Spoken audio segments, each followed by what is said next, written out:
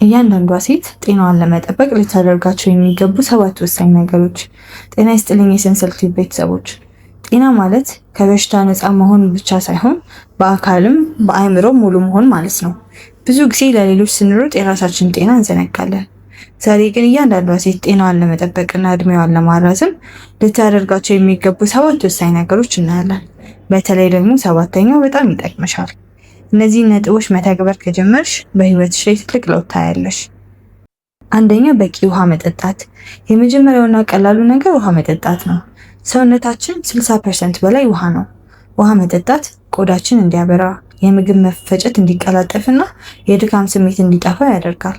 በቀን ቢያንስ 8 ብርጭቆ ውሃ መጠጣትን ልማድ አድርጊ። ጠዋት እንደተነሳሽ 1 ብርጭቆ ውሃ መጠጣት የውስጥ አካላትሽን የማንቃት አቅም አለው። ሁለተኛ፣ የተመጣጠነ ምግብ። ጤና የሚጀምረው ከኩሽና ነው። ብዙ አትክልትና ፍራፍሬ፣ ፕሮቲንና ፋይበር ያላቸው ምግቦች ተመገቢ።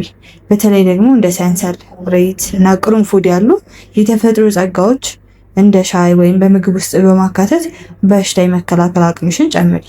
ስኳርና ጨው የበዛባቸው ምግቦች አስወግጂ። ሶስተኛ፣ እንቅልፍ። እንቅልፍ ለአእምሮና ለአካል ጥገና ወሳኝ ነው። ሴቶች በሆርሞን ለውጥና በስራ ጫና ምክንያት የእንቅልፍ እጥረት ሊገጥማቸው ይችላል።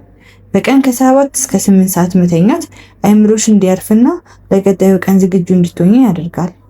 ማታ ከመተኛትሽ በፊት ስልክሽን ማጥፋትና ዝንጅብል ያለበት ውሃ መጠጣት ጥልቅ እንቅልፍ እንድታገኚ ይረዳሻል። አራተኛ፣ የአካል ብቃት እንቅስቃሴ። ጂም መሄድ ባትችይ እንኳን በቀን ለ30 ደቂቃ በእግር መጓዝ ወይም ቤት ውስጥ ቀለል ያሉ እንቅስቃሴዎችን ማድረግ ትልቅ ለውጥ ያመጣል።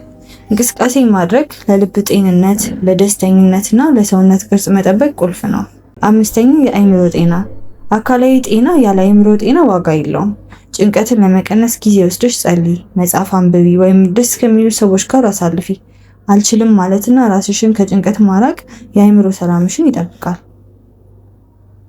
ስድስተኛ፣ በየጊዜው ምርመራ ማድረግ። በሽታ ከመምጣቱ በፊት መከላከል ይሻላል።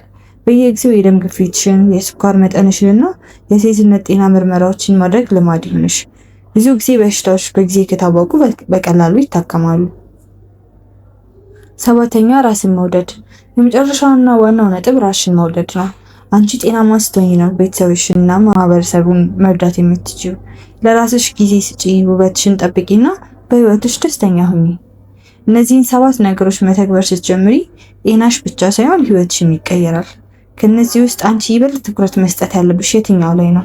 ኮሜንት ላይ ጻፊልኝ። ቪዲዮ ከጠቀመሽ ላይክ አድርጊው። ለቀጣይ ጤናና ውበት ነክ መረጃዎች ሰብስክራይብ ማድረግሽን እንዳትረሺ። ጤና ይስጥልን።